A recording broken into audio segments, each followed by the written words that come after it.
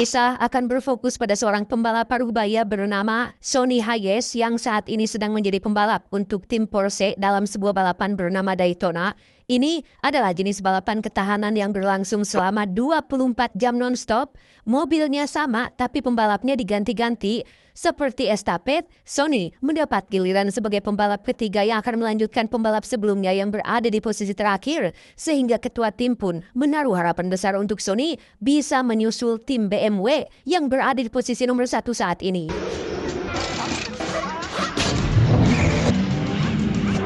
Sonny's got a massive jump. Di tikungan pertamanya, Sonny sudah langsung menunjukkan skill balapnya dengan menyalip 3 mobil sekaligus, di mana itu belum ada apa-apanya ketika Sonny mendapat keberuntungan saat mobil di depannya mengalami masalah dengan mesin yang membuatnya langsung maju ke posisi kedua. Sweet fantasy, we got 10 more out. This what Sonny do is kini, Sonny harus menyusul pembalap BMW yang berada di posisi paling depan.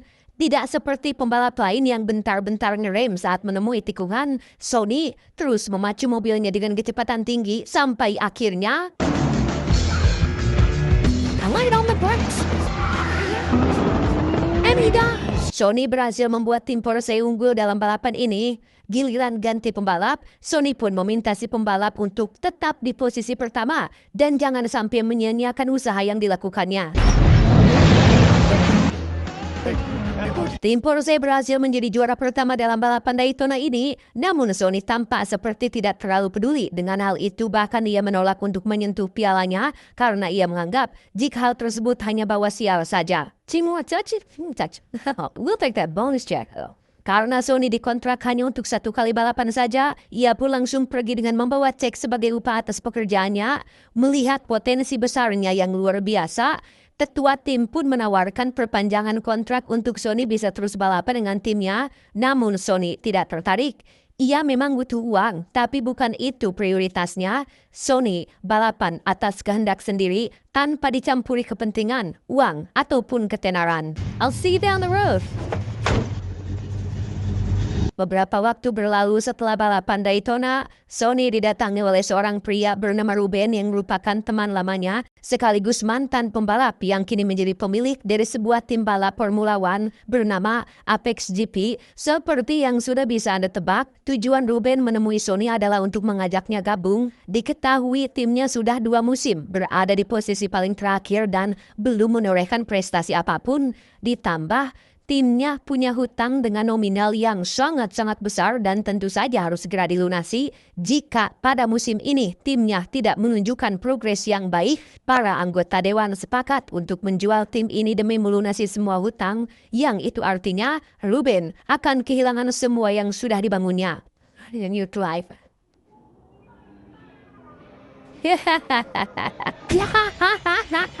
Sonny sempat ugah-ugahan menerima tawaran ini membuat Ruben harus berupaya lebih untuk membujuknya. Ruben bahkan menyinggung soal kondisi Sonny yang ternyata hidup luntang-lantung tidak jelas, tidak punya rumah, tidak punya orang tua, ditinggal pergi oleh istri dan anaknya. Yang Sonny miliki saat ini hanyalah sebuah mobil van tua yang menjadi tempat tinggalnya, sehingga jika Sonny tertarik dan berubah pikiran, Ruben sudah memesan tiket pesawat untuk menunggu kedatangannya. Hey Ruben, good to see you, amigo.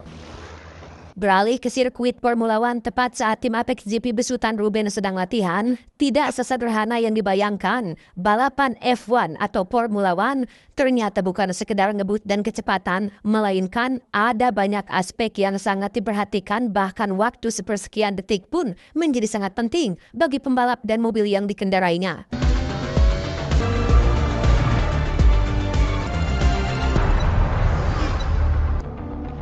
Dia bernama Joshua Pierce, satu-satunya pembalap yang Ruben miliki setelah rekannya yang lain memilih pergi.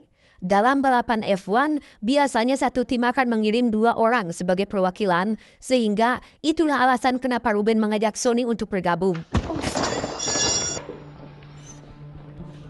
Dan mari saya perkenalkan Anda dengan Kate, direktur teknis yang berfokus pada pengembangan mobil. Saat ditanya apa yang kurang dari mobilnya, Joshua yang terbilang masih pemula pun hanya celingak-celinguk menjawab sembarangan.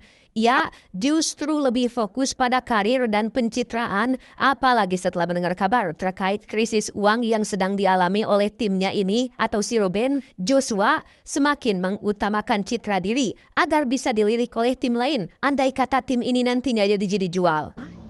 Ya, oke. Dan ya, muncullah Sony yang akhirnya memutuskan untuk menerima tawaran Ruben. Di depan semua anggota tim Apex GP, Ruben memperkenalkan Sony sebagai teman lamanya sekaligus pembalap yang akan menjadi partner Joshua, di mana ketua tim pun sempat mempertanyakan kelayakan Sony yang belum jelas latar belakangnya, dan jika si ketua tim mengira mereka sedang mengaudisi Sony, maka itu sudah salah besar. Because you misunderstand, we're not auditioning him, he's auditioning us. Tanpa buang waktu, Sony ingin langsung menunjukkan kemampuannya di depan semua orang. Sony meminta mobil yang sama dengan yang sebelumnya Joshua pakai, yang jikalau Sony bisa lebih cepat 1 detik dari Joshua, Sony akan langsung gabung dengan tim ini. 30 tahun tidak pegang kemudi F1 membuat Sony harus cepat beradaptasi dengan fitur baru dan beberapa perubahan. Namun karena pada dasarnya ia sudah punya skill basic, tak sulit bagi Sony untuk menguasainya dalam waktu singkat. Pada percobaan putaran pertama, Sony awalnya melaju dengan lancar, tetapi sempat mendapat kesulitan di tikungan pertamanya. Sony pun melaju kencang mengejar waktu Joshua yang hanya selisih beberapa detik saja, dan tebak apa yang terjadi?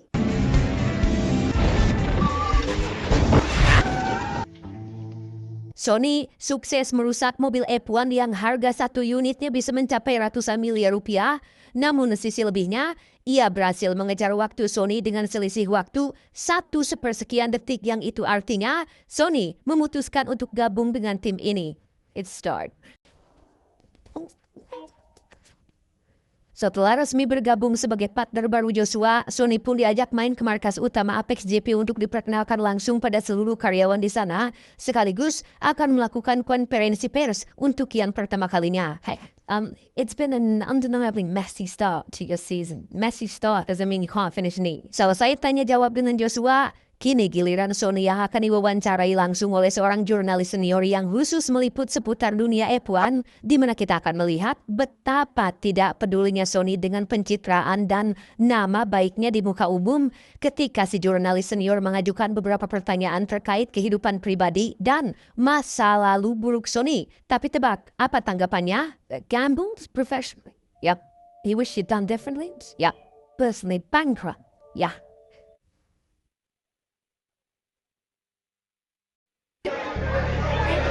Tak peduli dengan netizen dan tanggapan orang lain, Sony lebih fokus pada kewajibannya sebagai seorang pembalap, yaitu mempelajari berbagai hal baru yang dibutuhkan. Bahkan semua orang dikejutkan dengan kedisiplinan Sony yang hampir setiap hari selama 1 bulan selalu menjadi orang yang pertama kali datang lebih dulu dibandingkan yang lain.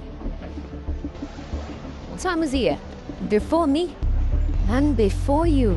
Tiba hari balapan, yaitu di British Grand Prix Silverstone, Sony untuk pertama kalinya akan tampil sebagai partner baru dari Joshua mewakili tim Apex GP, yang mana di situ Sony sempat berkenalan dengan sosok pria bernama Peter yang merupakan sahabat Ruben sekaligus sang investor utama dari tim Apex GP ini.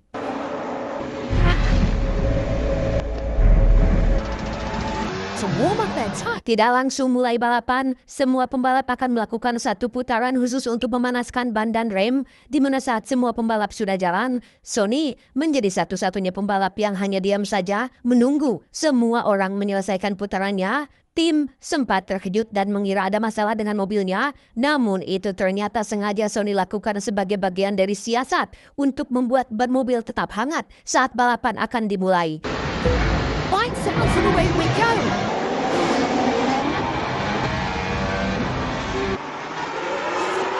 Tak diduga, trik itu berhasil membuat Sony melaju cukup kencang hingga berhasil menyusul beberapa pembalap yang ada di depan. Tetapi, hey, is it trouble? He's gonna burst. Ya, Sony berhasil disusul oleh Sergio Perez, pembalap asli di dunia nyata yang mewakili tim Red Bull. Setelah 20 kali putaran, ban mobil milik Joshua pun mulai menipis yang membuatnya harus masuk pit untuk ganti ban. Entah karena gugup atau apa, salah satu kru tak sengaja menjatuhkan alat yang membuat Joshua terkejut setelah sempat melindasnya. Tak lama, giliran Sony yang masuk pit untuk mengganti suku cadang dan lagi. Tim teknisi atau kru kembali melakukan kesalahan fatal saat dongkraknya bermasalah yang membuat Sony harus kehilangan beberapa detik waktu yang dimilikinya.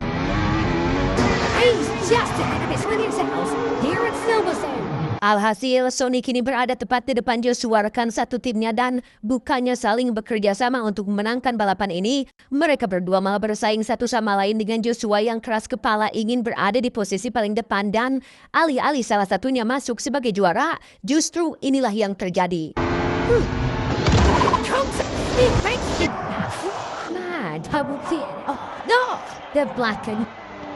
Kesal, Joshua pun menyalahkan semua orang termasuk kru wanita yang sempat melakukan kesalahan. Sony juga tak luput dari kemarahannya yang dianggap sebagai penghambat dalam balapan ini. Namun ketika wartawan sedang mengambil gambar, Joshua tiba-tiba mengganti mimik mukanya menjadi senyum menawan yang membuat Sony merasa keheranan. And you here posing for that nonsense? Boom! Berbeda dengan Joshua yang suka mencari kambing hitam atas setiap kegagalan, Sony justru lebih melihat ke dalam dan mengintrospeksi dirinya sendiri. Hal itu terbukti ketika ia memberikan nasihat kepada si kru wanita untuk jangan terjebak dalam penyesalan dengan cara tidak mengulangi kesalahan yang sama. Hey, for what it's worth, don't be silly to yourself. Yeah. Tak lama, muncullah Ruben yang datang untuk membahas terkait kegagalan tadi siang. Ia menilai jika Sony juga sama keras kepalanya sama seperti si Joshua yang tidak mau mengalah, sehingga untuk kedepannya, Ruben meminta dengan sangat agar Sony bisa lebih kooperatif dengan rekan satu timnya sendiri. Hey Ruben, can't get there with this car. Keesokannya, Sony terlihat menemui Kate, sang direktur teknis yang merancang mobil untuk tim Apex GP. Dengan segudang pengalaman yang Sony miliki, mereka berdua mulai sharing satu sama lain untuk mengembangkan konsep baru agar mobilnya lebih cepat. Dengan fakta bahwa Ferrari, Aston Martin, Red Bull, dan tim lain punya mesin lebih jos dan unggul di trek lurus, Sony kepikiran untuk membuat mobil tim Apex GP unggul di tikungan. Meski resikonya adalah kecelakaan, Sony akan tetap mengambilnya sehingga ia meminta Kate untuk merancang ulang mobil mereka dan buatkan mobil yang lebih cepat saat menemui tikungan.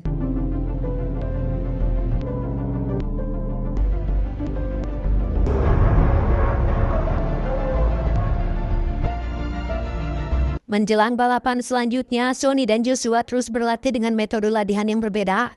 Joshua dengan latihan modernnya dan Sony yang tetap dengan gaya lamanya. Keduanya sama-sama berlatih keras meskipun memakai cara yang berbeda satu sama lain.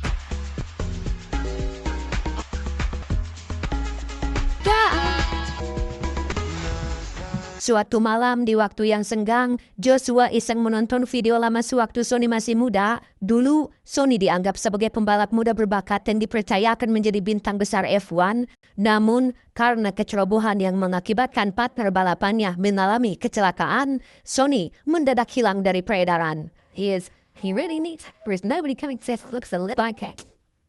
Tiba hari balapan kualifikasi di Hungaria, Sony dan tim terlihat sedang melakukan briefing singkat terkait jenis ban yang akan mereka gunakan dalam lintasan. Ada 3 jenis ban yang sering digunakan dalam balapan F1, di antaranya 1. Ban keras. Kelebihannya paling tahan lama tapi kurang dalam cengkraman yang mengakibatkan kecepatan tidak bisa optimal. 2. Ban sedang, lebih kepada keseimbangan antara kecepatan dan daya tahan. 3. Ban lunak, daya tahan kurang karena mudah aus alias lengket, tapi untuk kecepatan ini sangat jos sekali karena daya cengkramannya paling kuat di antara 2 jenis ban yang lain. Anything else, Professor? Try fast. Karena cuaca sedang panas dan ini adalah balapan kualifikasi, Sony dan Joshua akan memakai ban jenis sedang sesuai perintah dari ketua tim sehingga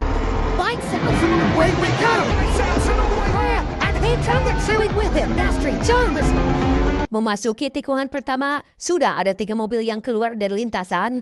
Puing-puing tabrakannya tak sengaja telah merusak ban mobil milik Sony, membuatnya harus langsung masuk pit stop. Karena ban jenis sedang kurang cepat, Sony memaksa ketua untuk menggunakan ban lunak supaya bisa memaksimalkan kecepatan. Tetapi, let's see, soft and there is. What's wrong with the guy sitting in this?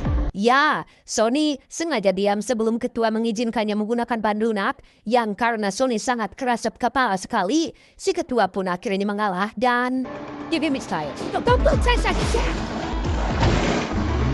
Dengan kelebihan ban lunak yang tidak dipakai oleh pembalap lain, Sony setidaknya bisa melakukan pengejaran terhadap pembalap yang ada di depannya. Belajar dari balapan sebelumnya, Sony kali ini tidak akan egois. Ia justru akan membuat Joshua rekannya masuk ke 10 besar dengan cara membuat ulah seperti ini.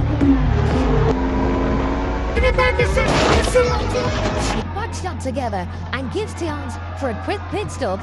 Ya, aturan dalam Formula One, ketika ada puing-puing yang mengganggu lintasan, maka pihak panitia akan mengeluarkan sebuah mobil keselamatan yang bertugas untuk memperlambat laju para pembalap di posisi terdepan. Itu bertujuan untuk memberikan waktu bagi para petugas membersihkan area lintasan, tapi juga menguntungkan bagi sebagian pembalap yang ingin mempertahankan posisinya, yang dalam hal ini adalah Joshua, yang benar-benar sangat diuntungkan dengan aksi Sony yang seperti orang di lintasan. Okay, plan C, be ready. He's gonna do it again. For Bottas.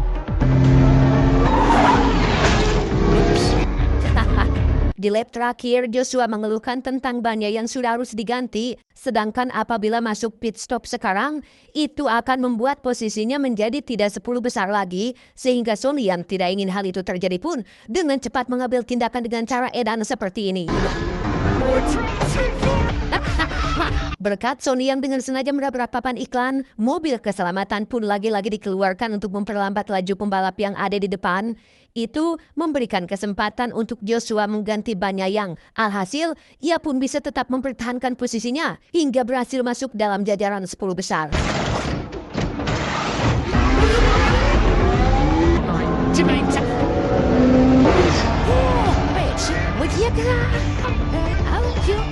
Untuk pertama kalinya sejak 2 musim, tim Apex GP akhirnya berhasil meraih posisi 10 besar, yang hal itu merupakan pencapaian yang sangat-sangat luar biasa. Namun di tengah kebahagiaan, selalu saja ada makhluk usil yang mengajukan pertanyaan soal merendahkan. Itu datang dari si jurnalis senior yang waktu konferensi pers hadir di sana. Entah ada masalah pribadi atau memang sifatnya yang sinis, Sony menanggapinya dengan santai, bahkan menantang si jurnalis senior dengan uang sebesar $10,000 apabila Sony kalah di balapan selanjutnya. Let's do this, man. Put your mind where your mouth is. I'll say that. Beberapa hari kemudian selesai kualifikasi, Sony terlihat semakin giat berlatih menggunakan simulasi untuk menemukan pengaturan yang tepat agar bisa lebih cepat dalam lintasan. Itu membuktikan jika ia tidak puas hanya dengan membuat Joshua berada pada posisi ke-10, Sony mengejar juara pertama, dan itu cukup berhasil memacu semangat Joshua yang melihatnya.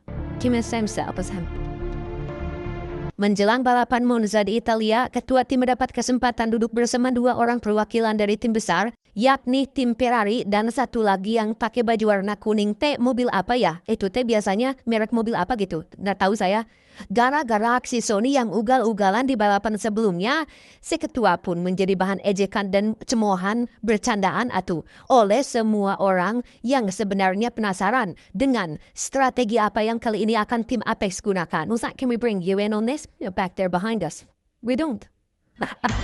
Saat briefing, ketua tim mempersilahkan Sony untuk menjelaskan apa siasat yang akan ia pakai kali ini, di mana Sony akan memanfaatkan persepsi semua orang yang menganggapnya sebagai pembalap trouble untuk membuat Joshua menjadi juara pertama. You win us this race.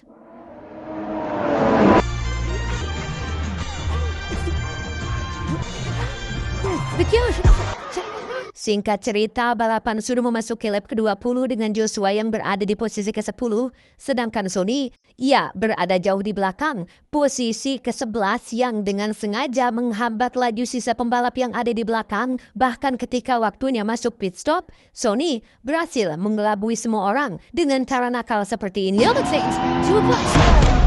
Change my mind. Alhasil ban pun bocor dan Son dengan sengaja memasukkan kerikil ke dalam lintasan. Di saat melambat itulah, ia langsung masuk pit stop untuk ganti ban dan berhasil menyusul semua pembalap yang ada di depan. Karena tujuan utamanya adalah membuat Joshua menjadi juara pertama, Sony lagi-lagi memperlambat laju mobilnya yang membuat tim Ferrari dan Red Bull kesulitan menyusul, sehingga itu memberikan peluang bagi Joshua untuk menyalip dan berhasil meraih posisi keempat untuk sementara waktu. He's coming up from behind. Memasuki putaran ke-46, hujan pun turun yang membuat lintasan menjadi licin dan rentan terpeleset. Di saat pembalap lain masuk pit stop untuk ganti ban, Sony dan Joshua tetap melesat hingga berhasil meraih posisi 2 dan 3. Posisi 2 untuk Sony dan 3 untuk Joshua, karena yang mereka kejar adalah posisi pertama yang saat ini dipegang oleh tim Red Bull. Sony pun meminta Joshua untuk terus menempelnya di belakang dan saat waktunya sudah tiba, Sony mempersilahkan Joshua untuk meluncur dengan cepat dan inilah yang terjadi. Joshua, no. Joshua, Sonny says wait for the straight. The straight he can go. Ya, mobil Joshua pun terbakar akibat terlempar jauh dari lintasan. Sony dengan cepat menariknya keluar dan berhasil menyelamatkan nyawanya. Meski itu, membuat Joshua harus dirawat lama di rumah sakit.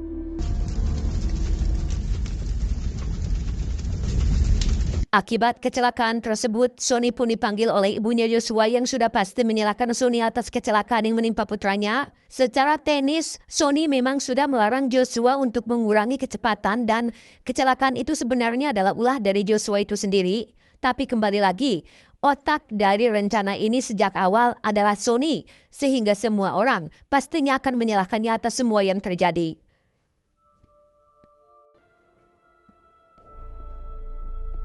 Joshua pun dinyatakan harus istirahat total selama 6 bulan lamanya. Selama itu pula lah akan ada pembalap baru yang akan menggantikannya, di mana Sony yang punya visi dan misi kuat pun berhasil membuat semua anggota tim menjadi kompak dan lebih semangat dengan Joshua yang hanya bisa all-out menyaksikan momen penting yang terlewatkan. Masih combat.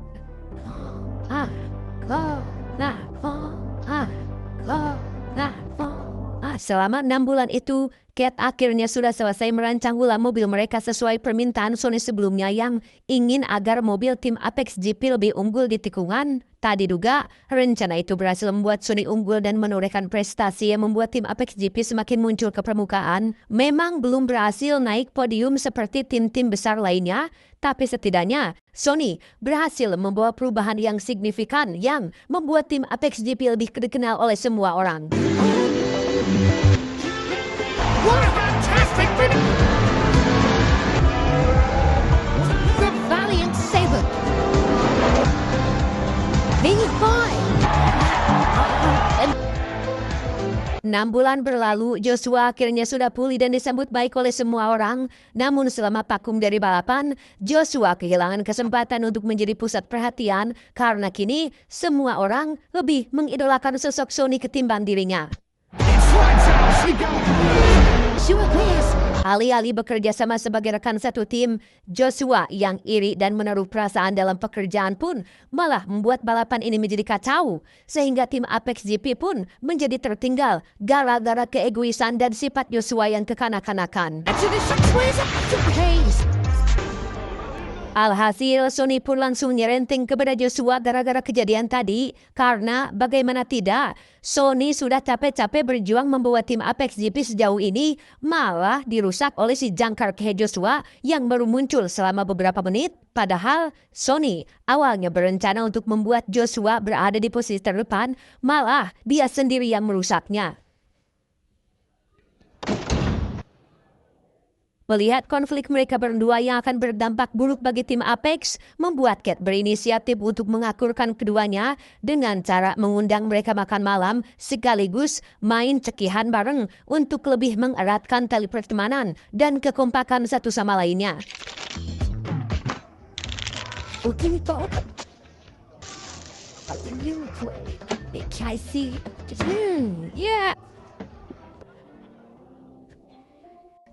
Beberapa waktu berlalu setelah keduanya sudah akur, muncul masalah baru saat tim dari pihak Formula One mendapat laporan terkait pelanggaran yang dilakukan oleh tim Apex GP. Pelanggaran itu berkaitan dengan rancangan baru pada mobil mereka yang membuat Sony selalu unggul di tikungan.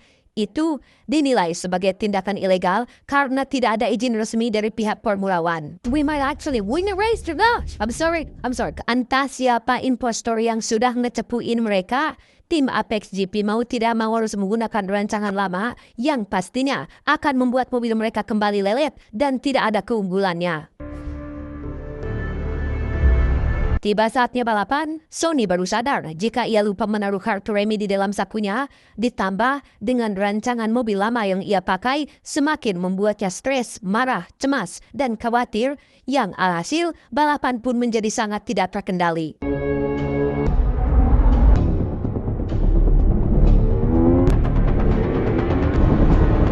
Starting accurate. Tell you what's happening?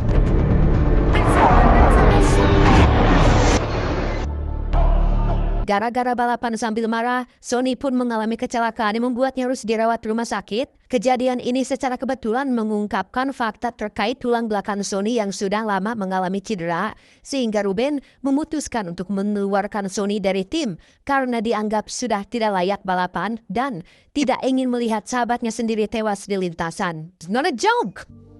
Tak lama muncullah Joshua yang berniat menjenguk Sony. Alih-alih akan memberikan sebuah kado sebagai hadiah, Joshua memilih untuk pergi setelah mendengar suara Ruben yang teriak dan memarahi Sony di dalam kamar. Okay, you're off the team.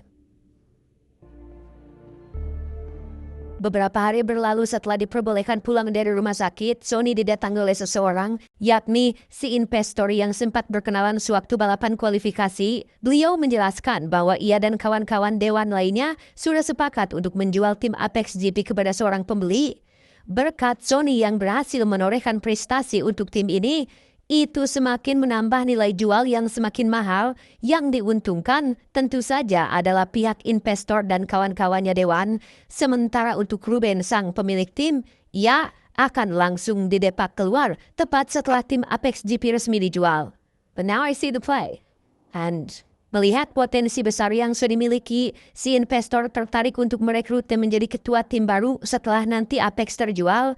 Ditambah iming-iming uang dan kekayaan akan membuat hidup Sony sugema dan sejahtera. Itu semua bisa Sony dapatkan dengan syarat ia harus ikut balapan di balapan terakhir nanti dan sengaja mengalah supaya Ruben tidak punya alasan untuk tidak menjual tim ini. It was you who forged those documents.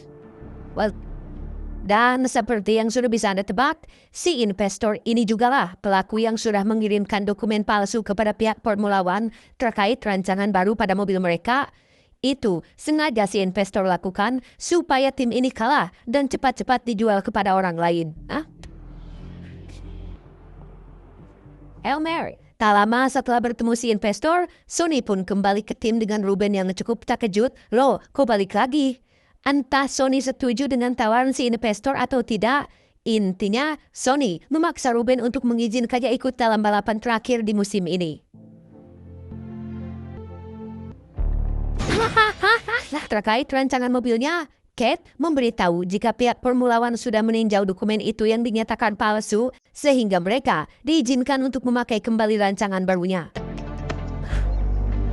Berlokasi di Abu Dhabi sekaligus menjadi balapan terakhir di musim ini, Sony terlihat didatangi oleh si jurnalis senior yang ingin mewawancarainya, di mana Sony langsung memanggil anggota timnya untuk memberikan uang sebesar $10.000 yang membuktikan jika Sony adalah orang yang selalu menepati janji, tidak seperti pemimpin yang manis di awal dan wadul di kemudian hari. Tiba saatnya balapan, Joshua hanya bisa mencapai posisi ke-11 di putaran pertama, sementara untuk Sony, ia masih berjibaku di posisi ke-22, sampai akhirnya melesat dengan cepat, yang membuatnya bisa naik satu tingkat ke posisi ke-16. 316, here's his teammate.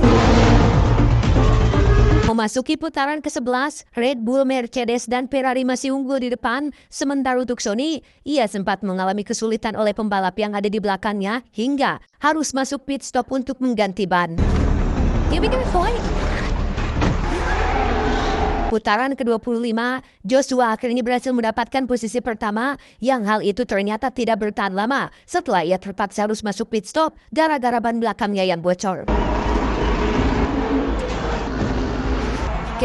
Untuk Sony, ia mendapat kesempatan untuk masuk 10 besar asalkan bisa lebih cepat ganti ban dari tim Ferrari dan itu ditentukan oleh para kru apakah mereka bisa lebih cepat atau tidak. Sony akhirnya berhasil masuk posisi 10 besar dan itu cukup membuat si investor mulai deg-degan.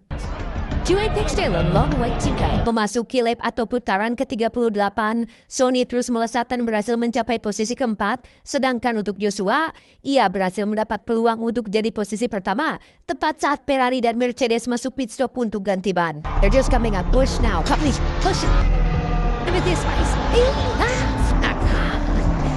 Memasuki 4 lap terakhir yaitu di putaran ke-54, ban milik Joshua pun mulai aus yang membuat Ferrari dan Mercedes bisa dengan mudah menyusulnya. Tinggal Sony yang bisa diandalkan, ia malah mengalami insiden tak terduga yaitu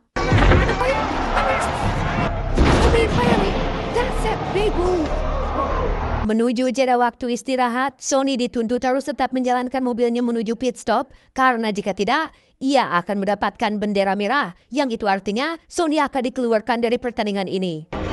And somehow back to the pit like a Samuel. I know. Good girl.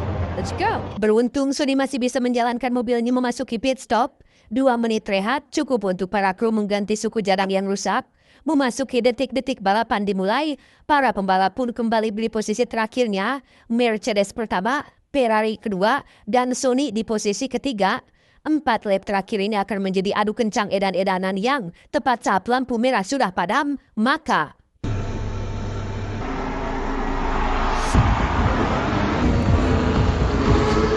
Joshua di posisi 4 diminta Sony untuk tetap menempelnya di belakang. Target pertama mereka adalah Ferrari yang berada di posisi 2. Dengan strategi mengapit dan kerjasama keduanya, Sony dan Joshua berhasil menyusul Ferrari tepat saat di tikungan.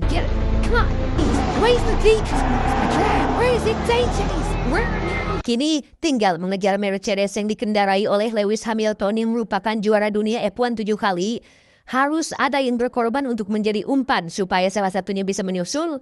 Sony akan menjadi orang tersebut untuk membuat Joshua mendapatkan posisi pertama.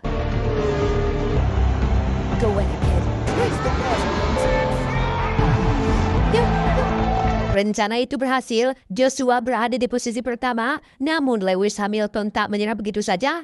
Ia berhasil membuat Sony terlontar tapi masih bisa lanjut. Kini, Lewis mengincar Joshua yang ada di depan dengan cara terus menempelnya sedekat mungkin sampai akhirnya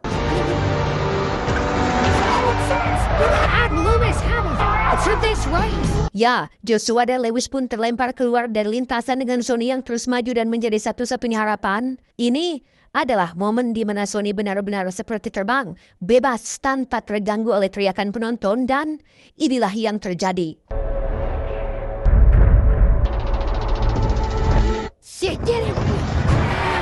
Sony berhasil menang menjadi juara pertama sekaligus menjadi penutup balapan di musim ini. Seperti mencorok lubang hidung menggunakan kaki gajah, Ruben dan para kru benar-benar tak menduga jika tim mereka bisa menjadi juara. Sementara untuk si investor, ia mulai dijauhi oleh rekan-rekan dewan lainnya dan ada potensi dikeluarkan dari keanggotaan.